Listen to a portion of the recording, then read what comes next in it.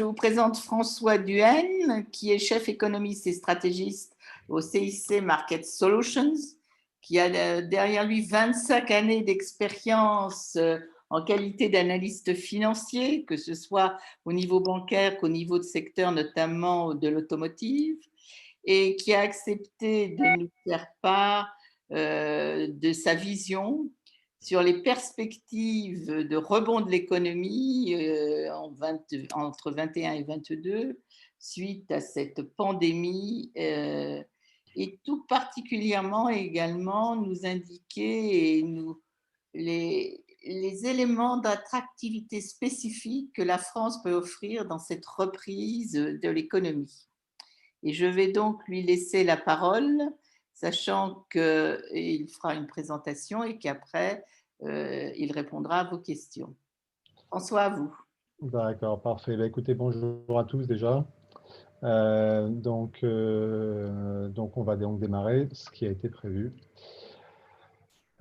Perspective de la croissance française. Donc, on a pour la croissance française sur ce graphe une image qui vous donne la croissance chaque trimestre, exprimée en fait en milliards d'euros. On est sur la France, bien sûr. Hein. Si vous souhaitiez d'autres pays, on a la même chose, mais là, c'est la focalisation du jour. On voit extrêmement bien sur ce graphe à quel point la baisse d'activité au premier trimestre que vous avez ici a été dramatique. Ce que je vais peut-être faire, c'est même passer en plein écran pour que vous voyez mieux mon écran. C'est peut-être plus facile pour vous. Vous voyez mieux comme ça, peut-être? Oui, oui, très bien. OK. Donc, une baisse de croissance qui a été énorme, qui s'est accentuée au deuxième trimestre, parce qu'en France, on est frileux, en tout cas au début. On va voir qu'après, ça n'a pas forcément continué. Ça a baissé un peu plus que les autres au deuxième trimestre, en tout cas. On a rebondi un peu trop, un peu comme partout, parce qu'on a déconfiné un peu vite. Comme on a déconfiné un peu trop vite, on a rechuté sur le trimestre qui a suivi. On n'a rien fait le trimestre dernier. Puis le trimestre qui vient de s'achever, celui du deuxième trimestre, il y a un début de rebond d'après nos prévisions. Pour une accélération beaucoup plus franche de l'activité sur la deuxième partie d'année, c'est assez consensuel comme scénario. Là, on est un peu plus prudent que les autres. C'est de constater qu'on aura probablement perdu 3 années de croissance en France. En termes de dynamique, dorénavant, on va retrouver la dynamique d'avant. On aura du mal à récupérer ces 3 années de croissance perdues d'après nos prévisions. Deuxième slide pour moi, pour continuer la présentation, c'est le constat de l'avenir, parce que c'est regarder plus en détail pourquoi on pense qu'on peut faire cette réaccélération significative. Vous l'avez ici avec la meilleure résilience de l'économie française qui s'est adaptée. L'économie française s'est adaptée parce que quand on prenait historiquement l'évolution des déplacements, tels que le donne Google, la partie bleue sur ce graphe, et que vous la comparez à l'activité de l'économie, ça marchait très très bien. Et puis ici, on a reconfiné en novembre, puis on a reconfiné en avril. Les ménages se sont retrouvés confinés de nouveau, mais l'activité, elle, a à peine décliné plus. La bonne nouvelle, là on vous présente la France, mais on pourrait présenter d'autres pays, c'est qu'il y a bien adaptation des économies, la France en particulier dans le cas présent, pour mieux résister et continuer à déployer l'activité, même dans les phases de reconfinement. Alors, on est toujours aux alentours de moins 4% par rapport à l'avant-crise, hein, donc c'est toujours pas terrible, mais on va voir sur l'image suivante que la France, en fait, trimestre après trimestre, est aujourd'hui celle qui a la décroissance la plus faible. C'est mieux que l'Allemagne, c'est mieux que l'Italie, c'est franchement beaucoup mieux que l'Espagne. Donc, en France, on a toujours un peu plus peur que les autres. Donc, vous voyez que la baisse ici a eu quand même un impact supérieur à celle d'autres pays. Mais en fait, on s'est adapté assez vite, avec bien sûr aussi l'aide du gouvernement. Mais l'aide du gouvernement, vous l'avez en Allemagne comme vous l'avez en Espagne. Ce n'est pas le seul endroit où il y a des aides. Donc ça, c'est un élément important de réactivité de l'économie française, de soutien par l'État, mais surtout de réactivité des acteurs économiques eux-mêmes. Ça, le fait que on arrive à préserver l'activité, ce n'est pas l'État qui vous l'assure, c'est vraiment l'adaptation de la sphère privée.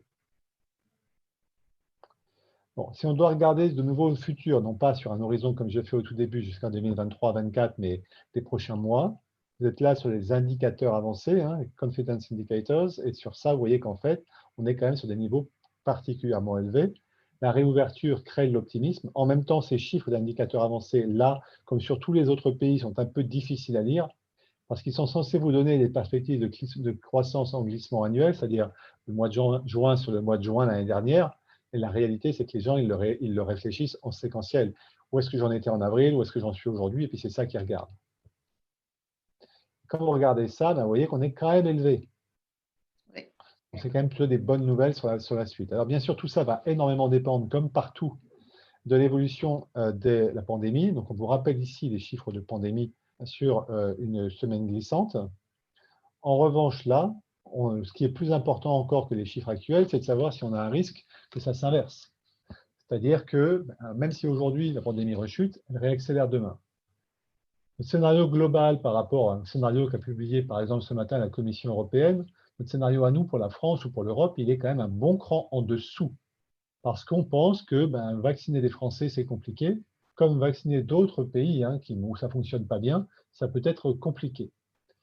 On est quand même aujourd'hui en France sur une première vaccination, vous voyez ici, à 51%.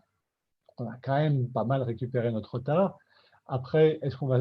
Et vous voyez que par exemple, en Israël, où là, pour le coup, il y avait quand même une plus grande volonté à se vacciner, ils ont plafonné à 60. Alors, en fait, ils ne sont pas vraiment à 60. Si on mettait la première vaccination israélienne et que vous y rajoutez le fait que là-bas aussi, les enfants peuvent se faire vacciner, on est en train de basculer en Israël au-dessus de 60. Une partie de ces chiffres tient compte du fait que partie de la population ne pouvait pas se faire vacciner jusqu'à maintenant, en particulier à moins de 18 ans. Mais ça a changé tout ça en France depuis le 15 juin. On est sur une vaccination possible pour les 12 à 18 ans. Donc ça devrait continuer à monter pour largement dépasser les 33% qu'on voit facialement quand on regarde la double vaccination. Pourquoi je vous parle de double vaccination? Parce qu'il n'y a que ça qui importe. La vaccination en une fois ne suffit pas pour lutter contre le variant indien, dit Delta. Il en faut deux.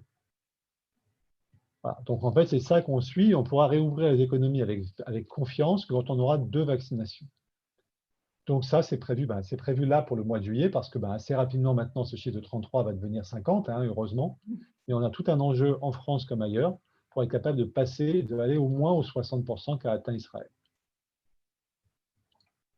Nous, on a confiance que des mesures seront prises pour y arriver, d'ailleurs en France comme ailleurs.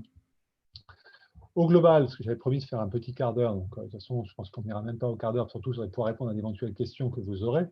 Donc, vous regardez ici l'évolution que ça donne sur la croissance française prévisionnelle, cette fois-ci en glissement annuel. Tout à l'heure, je vous l'ai montré avec un schéma de croissance en milliards d'euros. Sur le fond, quand on est une entreprise et qu'on s'intéresse au marché français, ce qui importe, c'est de savoir s'il va y avoir 1 milliard, 2 milliards ou 5 milliards de marchés adressables.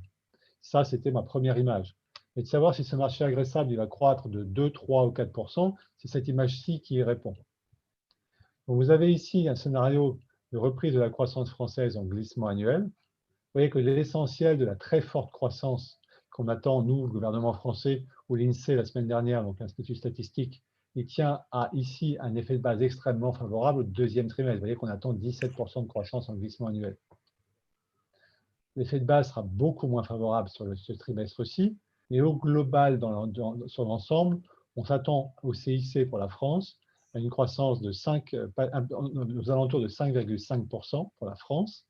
L'INSEE est à 6% et le gouvernement français est à au moins 5% sur 2021. Sur 2022, notre prudence, nous, on est aux alentours de 3%. On est probablement aujourd'hui un peu prudent, sachant que la Commission européenne qui a sorti ces chiffres aujourd'hui est à un peu plus que 4% pour la France l'année prochaine, 2022. Avant qu'on aille plus en détail sur ces composantes de croissance, est-ce que vous avez des questions sur ce qu'on vient d'évoquer ensemble, en français ou en anglais, comme vous voulez? Alors, dose pour la France. Est-ce que vous avez des questions? Oui. Pas de questions. Karine en a une. Karine en a une, je l'ai vue. Allez-y.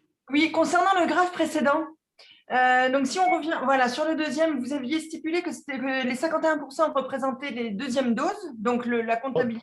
Première dose. Ah, c'est ça. Oui, parce que dans la légende, il était notifié première dose. Donc oui, les 51% représentent les premières doses en France. Oui. Et on les compare avec les autres pays qui ont tous, je présume, 2 doses. C'est ça? Oui, vous avez la France en 2 doses qui est en rouge. D'accord. Là, vous pouvez comparer aux 2 doses. D'accord. On ne pouvait pas mettre tout en une dose et en 2 doses. On a mis le choix. Et on vous a mis les 2 doses parce que c'est avec les 2 doses que vous êtes protégé contre les variants. Oui. Et ma question est la suivante. Dans ces cas-là, est-ce que vous comptez suivre également les personnes qui se sont fait vacciner déjà une première fois et qui n'iront pas se faire vacciner, puisqu'il y aura certainement des loupés aussi à ce niveau-là. Est-ce qu'on a une traçabilité, un suivi, ou on estime que les personnes vont suivre correctement le process des 2 doses? À mon avis, il n'y a pas de sujet. Si vous avez fait l'effort d'aller faire la première, je ne vois pas Oui, quiconque. on part du principe, d'accord. Je ne vous dis pas que ce n'est pas possible, mais ça va être raisonnablement marginal. Oui, on ne part pas de ce N'oubliez pas, principe-là. ouais, n'oubliez pas non plus ici que dans les statistiques, une partie des personnes qui ont eu le Covid ne se sentent pas dans l'urgence de se vacciner. Pourtant, ils ont une protection. Et là, ils ne sont absolument pas comptés dans cette logique-là, hein. D'accord. C'est pour des vaccinations pour fin d'année ou l'année prochaine. D'accord. Merci. En Moi-même, France, pardon, ouais. non, allez-y. Non, En France, allez-y. quand on n'avait pas accès de vaccin, on a fait croire aux gens qu'il ne fallait pas se vacciner quand on Oui. avait le Covid. C'est un grand n'importe quoi. C'était avant tout parce qu'on manquait de vaccins. D'accord. Quand vous prenez les derniers avis médicaux, même si vous avez eu le Covid, si je peux vous me permettre un conseil, vous devez vous faire vacciner 2 fois. Le Ah, spectre du d'accord. vaccin est plus large que votre spectre de vaccin de lutte anti-Covid. C'est un spectre pour lutter plus large. D'accord, ok. Moi, j'ai une question. Les 33% sont comparables aux 47% de la Grande-Bretagne, par exemple. Absolument. Eux, ils sont La à 2, Grande-Bretagne est à 50. La Grande-Bretagne est à 50. pardon, 50. Oui, pardon, je voyais mal. 50 en deuxième vaccination. Vous savez qu'en Grande-Bretagne, il y a eu un écart important parce que M. Johnson avait fait un pari Oui, spécifique de vacciner beaucoup en première dose en retardant énormément la seconde. Donc là, ils sont en train de rattraper. Le pourcentage de primo-vaccination est quand même beaucoup plus important d'accord. que chez nous, hein. Oui, Je oui, n'ai pas le chiffre exact, mais je crois que sur les personnes de plus de 18 ans, on doit être à 80%. Enfin, quelque chose d'assez sérieux quand même. Franchement, plus élevé qu'en France. Je ne sais pas si Anne-Lise qui est avec moi a le chiffre, on va le trouver, mais prends la parole, Anne-Lise, si tu veux, pour l'indiquer, ou m'envoie-moi un mail comme tu souhaites. Mais de mémoire, c'est plus de 80% sur les primo-vaccinés de plus de 18. Ouais, j'ai pas le chiffre exact, je vais regarder, mais oui, c'est quelque chose de très élevé au Royaume-Uni. Donc, Françoise, si tu vas-y, me permets. Olivier. Oui. Oui, bonjour, bonjour monsieur. Merci beaucoup pour la clarté de vos propos. C'est très agréable de voir ces courbes et de bien les comprendre. Et j'ai 3 types de questions, si vous me permettez. D'abord, revenir sur votre toute première slide où vous parlez effectivement d'une perte de 3 ans. Et je voudrais comprendre, est-ce qu'il y a ou pas un risque de rattrapage? Là, vous ne le montrez pas, c'est-à-dire qu'on reprend la tendance qu'on avait avant. Et pour autant, cette pandémie, elle est d'un point de vue économique complètement artificielle. On a arrêté la machine, on remet la machine. Euh, Pourquoi n'y aurait-il pas un besoin que la machine rattrape le temps perdu? Ma deuxième série de questions est plus sur ce que l'on vient de voir dans les comparaisons entre pays. Et j'étais surpris de voir la baisse en Q4 de l'Allemagne. Est-ce que d'habitude, on ne voit pas la France baisser moins fort que les autres pays, mais reprendre aussi moins fort que les autres pays? Donc, est-ce que vous pensez comment est-ce que la France va évoluer sur le moyen terme? Et puis enfin, une question un petit peu différente, on ne l'a pas abordée là, mais qui est, je pense, dans la tête de tout le monde. Est-ce que vous voyez un retour de l'inflation à court ou moyen terme? Oui, mais ça, on va y arriver. Alors, moi, là, Merci beaucoup. Je me suis interrompu de manière. On n'a pas fini ma présentation, hein. Je me suis interrompu au milieu, comme vous avez compris, sur les questions de croissance, les questions d'inflation viennent d'ailleurs. Alors, je ne les avais pas adressées parce qu'on ne m'a pas demandé, mais je peux vous répondre, bien sûr, il n'y a pas de problème. On va donc démarrer par votre première question, donc on en est sur ces graphes-là. Et vous voyez, je pense qu'une partie de la réponse va venir de la suite de la présentation que je vous ai présentée ici. Donc, je me suis interrompu ici avec la croissance par composante, hein, et on va continuer ici avec la suite sur les composantes de croissance pour expliquer effectivement l'écart à l'origine que mentionnait Olivier il y a une seconde. Quand vous prenez l'évolution des revenus des ménages, hein, les incomes ici, et que vous regardez un peu ce que ça a donné en France, en fait, les incomes purs sont en baisse. Mais si vous prenez l'ensemble du pouvoir d'achat des ménages en cumulant tout et pas simplement ce qui s'appelle income, l'INSEE vous dit dans la dernière analyse qu'en France, le pouvoir d'achat des ménages s'est amélioré de très peu, mais d'un tout petit peu l'an dernier. Et qu'il s'attend à ce que ça s'améliore un peu plus que ça cette année. Ça, c'est le premier point. Mais globalement, ce n'est pas terrible sur les revenus. Sur la consommation, cette fois-ci, les dépenses, hein, les expenditures, vous voyez qu'on est très en dessous, y compris sur le trimestre. D'accord? Ça, ces expenditures, l'intérêt, c'est de regarder comment ça se décompose. Alors là, vous êtes sur la consommation, hein, c'est-à-dire que vous n'avez pas tout ce que le ménage dépense. Hein. Et vous avez là, en fait, le constat que sur la consommation de biens, ben, vous êtes un peu en dessous, c'est pas terrible. Enfin, on parle de quelques milliards, de rien du tout, en fait. Hein. Le vrai sujet, il est sur les services. Donc, c'est sûr qu'en France, il y aura eu quelques usines qui vont avoir fermé. Et vu tout ce que le gouvernement français aura fait pour protéger ça, on n'est pas tellement inquiet qu'il y ait eu de destruction de capacité. Il y en aura à la fin. Il y a des entreprises qui étaient déjà fragiles vont accélérer le rythme auquel elles vont avoir des problèmes. D'accord? Mais ça ne veut pas dire qu'on va avoir une problématique. En revanche, sur cette partie-là, beaucoup plus fragile, c'est là que se situe le problème. Et donc, sur cette partie-là, dans le sens, en vous disant, vous avez 150 milliards qui vont être réinjectés dans l'économie et donc qui vont rattraper. 150 milliards, c'est le montant actuel. L'écart à la tendance, c'est 20 milliards. Hein. D'accord. Déjà, pour lire le graphe. Et la deuxième chose que vous avez là, c'est que si vous avez un restaurant au fin fond de Vesoul en France, qui tenait par des personnes âgées qui, parce qu'ils avaient les murs, pouvaient exercer leur activité. Ce restaurant, s'il a fermé, il ne réouvrira jamais. Mais les clients qui ont économisé en n'allant pas au restaurant iront peut-être dépenser ce qu'ils ont économisé dans un autre restaurant. Ouais, ou en Espagne. Oui. Et donc, en fait, le calcul qu'on fait sur la base de tout ça, du commerce perdu et qui n'est pas retrouvé, nous a conduit à penser qu'on pourrait perdre jusqu'à 3 années de croissance. Hein. On n'est pas en train de dire qu'on ne peut pas repartir sur un rythme de croissance. D'accord ? Ça, c'est le premier point. Le deuxième point, donc en fait, on a approximé ça comme étant du pourcentage domaine d'activité par domaine d'activité dont on se disait en probabilité qu'il risquait de ne pas se recréer. Pour être honnête avec vous, notre chiffre bouge au fur et à mesure des prévisions et des mesures qui sont prises, du comportement des ménages d'un côté et des mesures qui sont prises par le gouvernement. Quand on prend tout ça, c'est vrai qu'on a tendance à réviser à la hausse notre prévision de croissance française tous ces derniers trimestres et aussi à rapprocher un peu la date à laquelle on revient à la taille de l'économie d'avant-crise. Notre scénario est très raisonnablement prudent. Nous, on ne veut pas devoir réviser à la baisse, hein, on est sur un compte bancaire prudent. Ce scénario part à notre direction générale pour faire les plans d'offres, les plans de marche. Et donc, on n'est sûrement pas sur un plan de marche qu'on va mettre plus optimiste qu'on ne croit. Hein, je vais vous le dire aussi. Merci de le préciser. Donc, mais ça ne veut pas dire qu'on n'est pas volontairement 3% en dessous de ce qu'on pense. Ce n'est pas du tout ça que je vous ai dit non plus. Hein. C'est-à-dire, vous avez aujourd'hui une probabilité qu'on estime faible d'avoir un reconfinement important en France si les ménages, par exemple, on en restait à 55% de vaccination. Moi, je pense qu'on a un risque de refermeture assez important, en tout cas ne pas être capable de passer ce seuil de -4 par rapport à l'avant-crise, qui serait quand même là encore longtemps. Continuons à détruire de la capacité qu'on ne reverrait pas.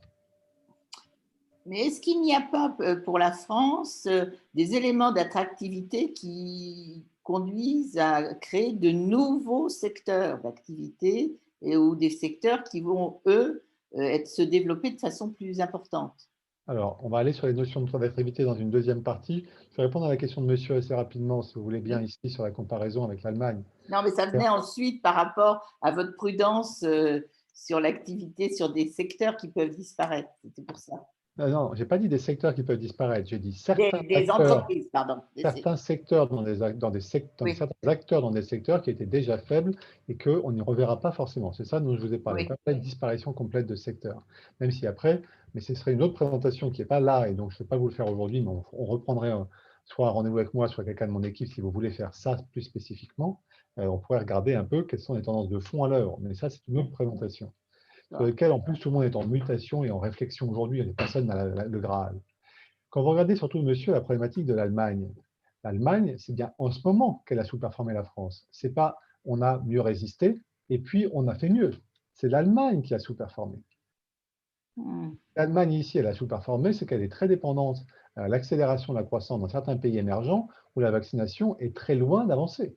Donc là, vous êtes, vous, sur des réflexes historiques où on avait en France des amortisseurs sociaux qui permettaient de mieux tenir dans les phases de crise, mais qui rendaient les choses plus compliquées dans les phases de réaccélération. D'accord ? Et par rapport à ça, vous avez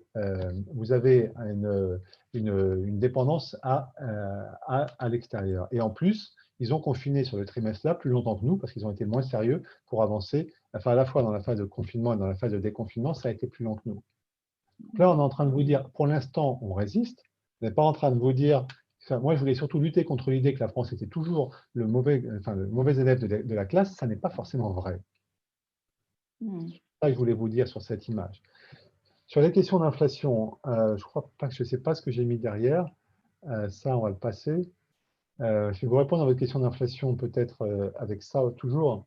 L'inflation, ça ne se décrète pas. L'inflation, ça se subit.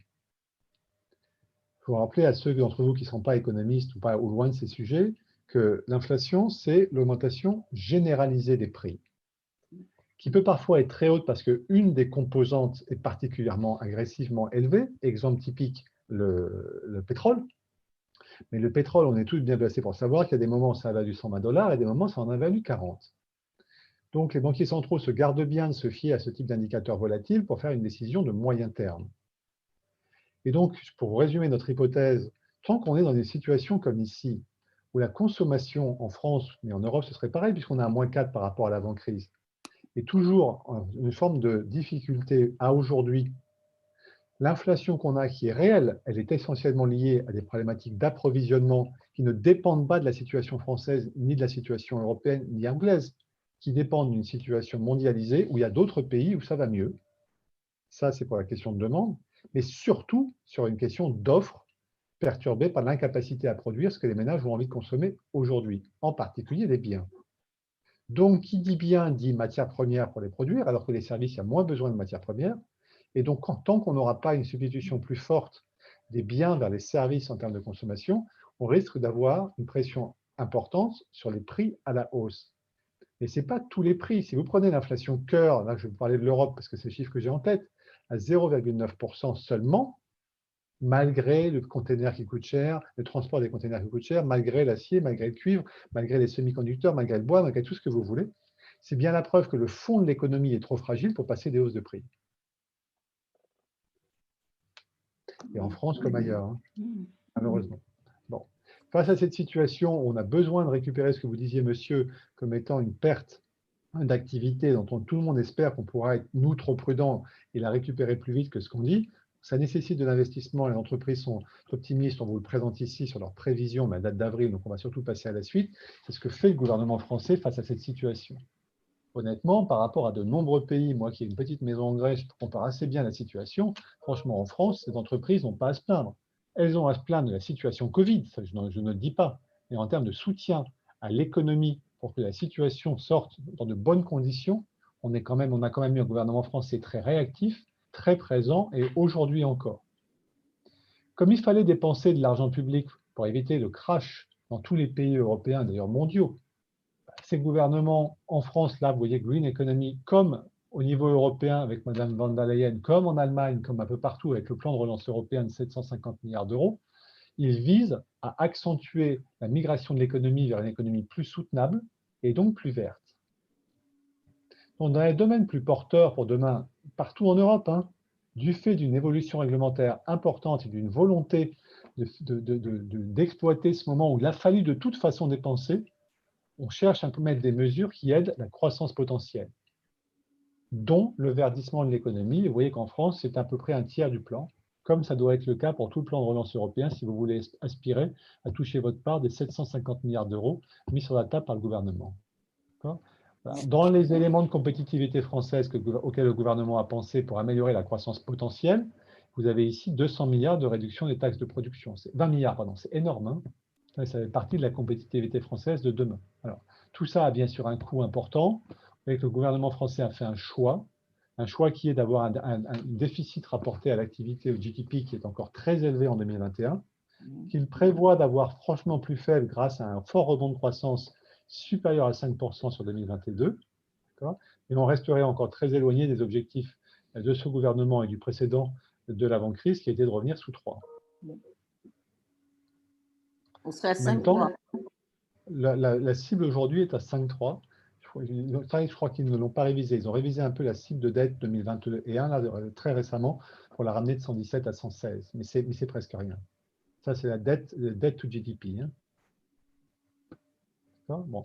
Nous, on croit que le gouvernement français va faire ce qu'il faut et tenir le temps qu'il faut, mais pour ça, il va falloir promettre des réformes, ce qu'il continue à faire, et on va y venir dans une seconde. Par rapport à ça, il y a un enjeu autour du prix de la dette, donc savoir si en France, on va devoir serrer les boulons, réduire les perspectives de croissance parce que la dette coûterait trop cher, parce qu'elle serait mal finançable. Vous voyez que pour l'instant, c'est pour ça qu'on vous présente ici l'évolution de la dette, le prix de la dette française à 10 ans, on est à 0,05%. Nous êtes en France qu'en Grande-Bretagne. Hein. Ce n'est pas énorme. Ce n'est pas ça qui va vous faire investir en France.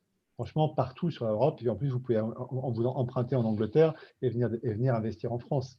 Le sujet n'est pas vraiment que ça. Là, c'est un sujet de savoir si en France, on risquait de durcir les conditions d'aide à l'économie plus vite parce qu'on ne tiendrait pas un niveau de dette que personne ne croirait soutenable. Ça n'est pas le cas. On ne pense pas non plus que ça le sera demain.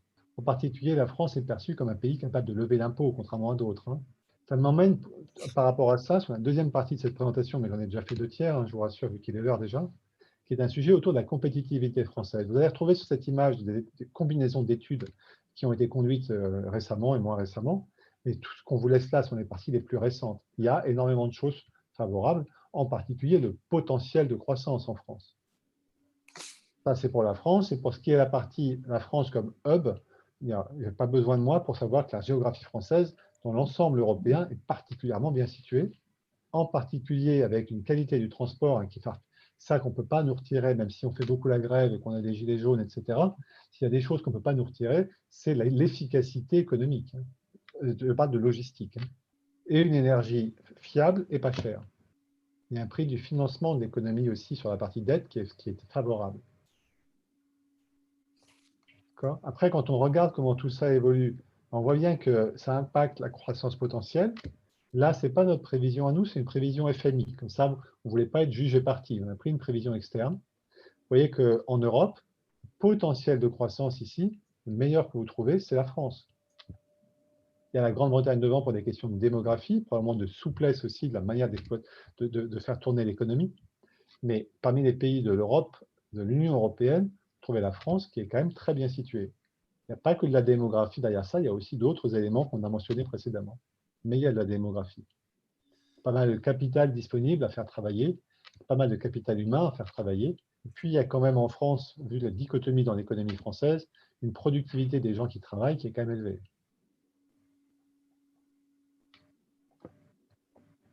Voilà. Face à ça, le gouvernement actuel de M. Macron, on verra s'il dure après les élections d'avril l'année prochaine, du printemps l'année prochaine. Voilà un peu comment nous, on résume ici les réformes qui ont été faites, celles qu'il avait promis ou celles qu'il a faites. Vous avez ici des traits bleus, verts. Je vous résume assez bien, en fait, je pense, ce qui a été fait. On est en suspens sur l'assurance chômage. Ça, pour le coup, ça semble être arrêté par le Conseil d'État. Je pense qu'ils remettront ça sur l'ouvrage dès que la croissance réaccélérera, parce que c'est ça le prétexte qu'a pris le Conseil d'État pour expliquer qu'on ne peut pas faire cette réforme à ce moment-là où il y a encore autant de gens. Et si la croissance réaccélère et que le chômage se réduit, le gouvernement français va revenir à la charge sur l'assurance chômage. L'enjeu central pour la suite, la soutenabilité de la dette, il est quand même beaucoup ici sur l'enjeu des retraites. Hein. Donc vous voyez que le président Macron a essayé de le remettre sur la table, y compris avec des visées électorales que tout le monde se dispute et qu'on montre bien ceux qui veulent aider la France à aller de l'avant et ceux qui ne veulent pas. Je pense que c'est ça son but. Est-ce qu'il va y aller et mettre ça sur le tapis avant l'élection? C'est quand même incertain. Hein. Mais que l'idée qu'en France, on doit faire une réforme des retraites est assez généralisée. Comment, quoi, ça, c'est un autre sujet. Enfin, tous les partis politiques ne sont pas d'accord, hein, mais sur les partis qui risquent d'arriver au pouvoir, c'est assez généralisé. C'est sûr que des réformes des retraites, le gouvernement socialiste d'avant, on avait déjà commencé à en faire. Le gouvernement de droite avant, tout le monde sait qu'on ne peut pas rester et continuer à travailler jusqu'à 61 ans et réussir à tenir. Ou alors, il faut accepter collectivement, comme choix collectif, d'avoir des retraites plus faibles. C'est aussi une autre façon de faire. Hein. Voilà, donc le but de ces réformes est quand même plutôt à viser l'amélioration de la croissance potentielle. Après, en fonction de son opinion politique, on les trouve plus ou moins suffisantes, on les trouve plus ou moins rapides. Et moi, je ne rentre pas là-dedans. Je vous décris juste la situation telle qu'elle est. Bon, tout ça se synthétise dans un indicateur qu'on a pris ici de la Banque mondiale de Doing Business 2020. Vous voyez que c'est assez récent, avec la France pas forcément le leader absolu, en particulier face au UK ou à l'Allemagne, mais c'est quand même pas si loin non plus que ça. Et en fonction de ce que vous cherchez, vous pouvez avoir des indicateurs qui sont plus ou moins bien situés. On en a déjà parlé tout à l'heure des questions de logistique. C'est quand même assez fiable, un système bancaire France, pas le système, pardon, en France, il y a un vrai système juridique qui fonctionne. C'est un deuxième exemple que l'on pourrait donner. Je vous laisserai regarder ça puisqu'on est déjà 18h35, Oui. avec derrière une France qui reste attractive en nombre de projets d'investissement direct étranger. Après, c'est ça quand même à l'arrivée, le juge de paix. Est-ce que d'autres entreprises ont envie de venir? Regardez un peu les chiffres qu'il peut y avoir. Il y en a plus en France qu'au UK en 2020. Pas nous qui le disons, on a encore, on s'appuie sur des sources externes pour pas vous dire, pour vraiment pas que vous puissiez penser qu'on est jugé parti. Ça, c'est quand même plutôt une bonne nouvelle. Ça a décru avec aussi des questions d'ouverture, de fermeture des économies. Mais je pense que c'est quand même pas un mauvais signe. Et puis, je crois que je suis presque au bout de cette présentation sur cette notion de compétitivité. Un élément primordial où la France est perçue comme étant en retard, c'est la partie du coût unitaire du travail. Et qu'en tout cas, depuis un certain nombre d'années, et là, la base de comparaison a été mise en 2015 pour avoir un nombre d'années pas trop lointain non plus, et donc bien voir ce qui se passe à la fin, la modération salariale française ou la capacité à adapter les effectifs, parce que dans le coût unitaire, vous avez les deux, hein, l'évolution du salaire ou le nombre de personnes que vous payez, il y a les deux. Vous voyez qu'ici, la France est quand même montrée plus mesurée que ce que probablement la plupart de nos clients ont en tête. Voilà, avec un réservoir d'emplois important, hein, comme vous voyez ici, le taux de chômage A, catégorie A, vous voyez qu'on est quand même sur des niveaux qui sont élevés en nombre de millions de personnes. Après, est-ce qu'il y a adéquation entre les jobs à offrir là où ils se situent et la population française? On attend tous les pays développés cette question. Voilà, je pense que c'était à peu près ce que je voulais passer en revue avec vous. Il reste quand même un sujet qui est celui des élections françaises, qui est quand même un sujet important. Dans ce sujet des élections françaises, vous avez donc